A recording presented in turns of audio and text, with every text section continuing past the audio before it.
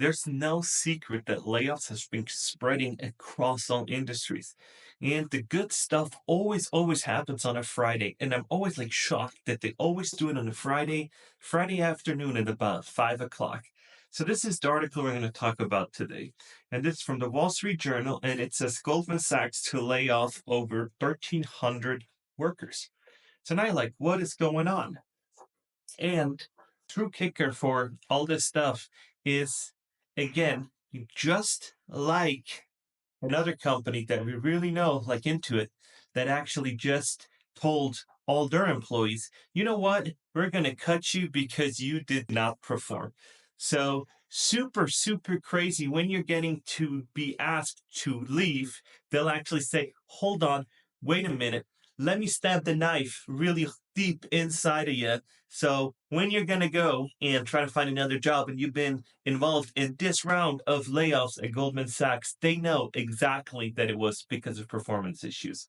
So really sad that they actually have to state that when there probably wasn't any performance issues, right? And it is not just tech sector. So tech sector started with all these layoffs, Microsoft, Tesla. Then we went to Citigroup. Now we're at Goldman Sachs. Now we're seeing, what is it? Visa card? No, MasterCard. MasterCard is doing it. So it is absolutely crazy how it kind of spreads. These layoffs spread like cancer. They spread through industries, and it just doesn't stop. And it's going to be really interesting to see when we're going to see these pickups in hiring, when we're going to see all these rehires, when we're going to see all these job postings that are going to be actually filled, not just hired, not just shown for growth and posted on LinkedIn and saying, hey, let's just post it and we're going to interview, but then at the end of the day, we're not going to hire. It's just going to make us look good on paper because we're hiring. So yay. But then at the end of the day, not give anybody job offers, not doing it. So absolutely crazy. Tech sector's been really bad for I think a year and a half now. So the banking sector is going into it because I'll tell you one thing. Citibank does it, MasterCard's doing it, Goldman Sachs doing it. You know that JP Morgan, Chase, Bank of America, Wells Fargo all will follow. And I think they already did do layoff last year, but are they going to do another round this year? Who knows? With these high interest rates and lending being tight, who knows? But now you kind of see that starts in the tech sector and it just moves across all these sectors. And we saw Silicon Valley Bank collapse and see all this other craziness going on with high interest rates. So now the question is, what industry is protected? And there is none. Each industry has huge problems because when lending is so tight and there's no economic growth, and we've been seeing it, we've been seeing that there's not that much growth and people are pulling back and aren't spending, and it is really hard to find a job. So let's watch a video of somebody that is about to leave the job market for good. Let's watch. I really feel like I'm never gonna get a job again. Like, I'm so scared because, like, I have been unemployed for 3 months. I'm not eligible for unemployment because I just moved here. I am so stressed out. Like, this has never happened to me before. Like, I've always had a job. Like, I was an honor student, like third in my class, so successful in high school and college. And I have a bachelor's degree in poli-sci. I have 2 years of experience in mental health. I'm a great worker. I'm so organized. But nobody will even give me an interview. And I was crying on the phone with my mom because I was like, what if I literally can't find a job? Like, I've been applying for months. Like, I literally can't find anything. Like, what am I gonna do? Like, am I just gonna live with my parents for the rest of my life? Because, like, I'm not kidding you, I literally cannot get an interview anywhere. And I have applied to hundreds, if not thousands, of jobs in the past few months. I literally don't know what to do. Like, I'm genuinely so scared. Like, I really am terrified. Like, I don't know what is happening in the world right now, but, like, I am a good candidate. I don't know what's happening. I tell you what's happening, and it's not you. It is that we're in an environment with high interest rates and people just don't have the money to hire you. It is not you per se, but what I can tell is you need sales skills. You need to persuade these people why they hire you. But right now, there's no fault on your own why you can't do it. It's just so tough. I've been seeing people in my comment sections telling me they've applied for the same job 3 times, that they took the listing down, they've reposted it, they interviewed him, went on to the next round, took the job posting down, and went through it again and again. Crazy, crazy, crazy. But what's even crazier is, let's look at some of these comments actually. Let's look at this comment right here. Literally been unemployed for a full year. It's rough out there. Then we look into the sub comments. I stopped applying after months. I saw those same jobs. They were still up. I don't know what to do. I change my resume or what? So the great thing about these people are that there are profiles that are just fun accounts that they actually use. So they can be brutally honest without facing repercussions on LinkedIn when they express their feelings and their emotions. And it is crazy how all these people are facing a similar issue. Let's look at this. Been unemployed since July of 2023 with 9 years of experience in IT. This job market is so bad. Everyone, everyone offering half of what I used to. Yeah, because they can do it. So, what I'm telling you guys right now is that people are interviewing and they can pick top talent. They can pick software engineers. They can pick meta AI people and offer them super low salaries because they know, hey, right now it is our time to make bank. And right now is our time to just make as much money as possible. Tides will change where it's going to be an employee market where an employee like yourself can actually go out and negotiate like crazy, get job raises, get a title increase because there's nobody applying for these jobs. But now we're facing the opposite from 2 years ago where everybody's applying. And if you were an employer and it was your department and your head on the line and your family food on the line, you would also try to extort as much money for the company because you do not want to be caught up in these job cuts. And a lot of people don't say this, but if you are a manager and you want to showcase for your organization and you need to protect your own job, that's what you're going to do. And people don't come out and say this, but you need to protect your job so you have food for your family and feed your kids if you have them. So let's keep reading those comments. I just don't get how people claim their jobs available because they're not. Heck, Target rejected me. Oh no. So they're even got rejected from retail, right? It's crazy. Seems like the only way is to know someone in a company. Yeah, that's what I've been telling you guys. You need to network. You need to put yourself out there and network. But this networking strategy that I keep telling you guys about doesn't happen and can't happen overnight. So if you want to network and get jobs in from inside the company, you need to network, foster relationships, and be a giver before you receive value. And people now, I get them on LinkedIn every day.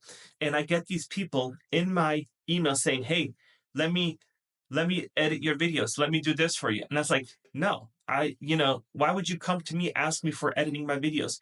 Tell me how to improve them and be like, hey, I have a sample for you from your own video. And then I might look at it. But when you approach it like that, it's like, no, thanks. So how you approach the situation, not only about video editing, but how do you approach about getting an internal referral or how you get an internal recommendation from somebody that's actually the hiring manager or something like it. You need to approach it strategically. Stop playing checkers like 2 years ago. You got to play chess now. Now it's a game that you need to master. And we're seeing that a lot of people are tapping out.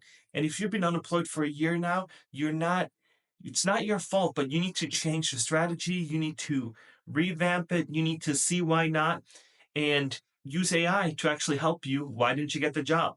Do some critical thinking and say, hey, why did I not get this job? Let's look it over and talk into ChatGPT and see, hey, why did I not get this? Where can I improve? And the self-reflection part is really hard because rejection internally is hard. I know it because I study psychology and I know everybody deals with rejection a different way, but it's not you. It's just that these recruiters are getting now thousands of applications for one job. Like I said in my other video, there for every 10 job applications, 6 of them are just outdated. They're not there. Few of them are scams. So there's 1 or 2 of them that are left that are actually hiring. And these are going to get hundreds, if not thousands of applications if it's a good job. So you need to stand out. And it is so hard to just sit behind here and say, you need to do it, you need to do it. I'm going to do for you guys. If you're struggling to find a job right now, Allie used to be a career coach and she hosts these webinars once a week for free, no cost to you, where you can ask questions and can do that out of the goodness of her heart. So if you want to connect with me on LinkedIn, and I will send you a Zoom link so you can join the next call at no cost to you, just for my audience. So you guys can then see what you need to improve and how to do it. But you got to ask for me over LinkedIn, and you got to connect with me and say, hey, can I get the link? And I'll send you the link for next week. And I send you to you with Google Calendar or something like it. But hey, something that I can help, maybe help my audience, help you find a job, make the world a better place. And it is absolutely tough out there. So back to the video. Once you're doing it the right way, you can see that quantity isn't the quantity of applying isn't necessarily the best way of doing it. If you're kind of doing a low level job, yeah, you can go for quantity and just spray and pray and see what sticks. But if you're in a little bit more senior, you're trying to get a tech job, you're trying to get a little bit more quality in, you cannot just send out applications like crazy with AI and use one of these AI tools and then actually find a job. If you did, let me know which tool you guys use because I'm super interested to test out new AI tools. But I have no idea what you can do to actually, besides getting an internal profile, besides networking and doing it like that. I don't really know what works in this job market right now, because if you are one of 400 or 500 applicants on LinkedIn, it's going to be very, very hard to stand out. So network, get yourself out there, and let's actually watch another video of somebody that's actually going through something similar, and it's actually crazy. Spend the day with me unemployed. Welcome back to my unemployment series. It is now day 4 of being unemployed. The only good thing about this week is that Starbucks fall drinks finally came out, and I'm a fall girly, so I was so excited for that. It's been a really stressful day, as kind of every day has been since I got laid off, but I decided I was going to give myself this week to just relax, clean my apartment, and just kind of let it set in what's happened. And then next week I'm going to implement more of a routine and start focusing on learning some more coding skills, getting some certifications, and just making my resume as good as it can be. But if you got laid off, just know that you're not alone in it. It's happening to a lot of us, it seems, these days. But, we're going to get through it. Life's going to get better. Okay, so this creator just got laid off, and she's now trying to find a routine, try to find an establishment, trying to gain some skills.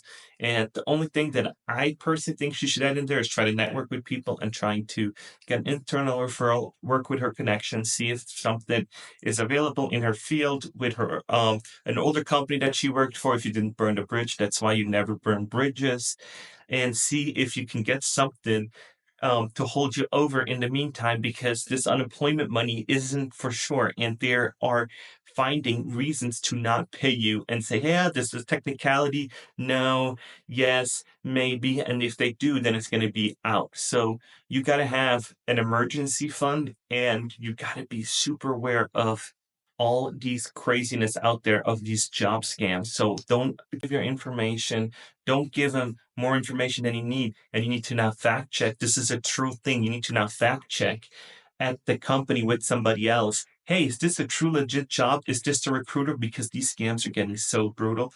And let's watch another one about these layoffs. This just dropped. I haven't seen anyone talk about it. Here is the summary. 60% of business execs say they're likely to do layoffs in the second half of this year. Of those companies planning to do layoffs, 44% plan to lay off over 30% of their staff. Companies say the 3 factors leading the layoffs are cost cutting, employee performance, and AI taking over jobs. 934 business leaders were surveyed in this. Of those, 95% had already run layoffs in 2024. If you're at a company that's already run layoffs this year, this is extra applicable. Ooh, brutal. A few things I know that we're not over the hill yet. We have not passed the crucial point where it's going to be rehired, people will getting jobs. We do not know if this is going to go into 2025, 2026. But what we do know is interest rates are going to come down just a little bit in September from what I've read, stuff circulating, because it is so tight that people cannot afford to do things as a consumer economy in the United States. We're going to face huge, huge problems if interest rates aren't going to come down. Then we add on top of it that there's going to be a gazillion dollars in commercial real estate loans that are going to be due in fall that have to be renewed. So there might be a crash with all that commercial real estate because people don't go to the office. They're doing layoffs now. They're doing stuff overseas. So we will see. I will keep you posted. But that is not helping us because all these commercial landlords are going to have issues too, and we will see them struggle. So that's going to broaden the whole bubble that we're seeing with layoffs, even into the commercial real estate. And that's going to be back to banks. And so then we see more bank layoffs, then we see other layoffs, and then we're going to see fast food layoffs, and we're going to see all these crazy, crazy other layoffs that are just causing from the tech layoffs that all kind of started that, and it kind of just moved from one sector to the other. Manufacturing, we saw that now with cars can't be sold, and it's all because interest rates are so high that Americans cannot afford to do that. And one thing is that now insurance is even higher because all these people that got in cars during COVID and all these crazy, crazy over asking price payments are now going up in flames inside of the road and getting stolen and disappearing. And now all of a sudden, we're seeing insurance. My personal car insurance went up by 25%. And I'm like, wow. So they just passed that on to me as a consumer. They're passing all these costs on to me, but I cannot pass that on to my employer and say, I need a 25% pay raise. It doesn't work like that. So they jacked up the prices while we're making less. So great job, Jerome Powell. We're actually really struggling now. Thank you. But hey, you got inflation under control. We're at super, super 2.5, 3% inflation now. So you've got that one going for you. Everything else is going to shit. We're seeing commercial real estate. We're seeing auto loans, repos. We're seeing all of these. We're seeing foreclosures going up everywhere. We're seeing all these stuff. We're seeing all that stuff happening in 2024. Is 2025 going to be better? I have no idea, but I'm interested to hear what you guys are thinking. So let me know in the comments. If you haven't, please like and subscribe if you want more videos like this. I'll see you in the next one.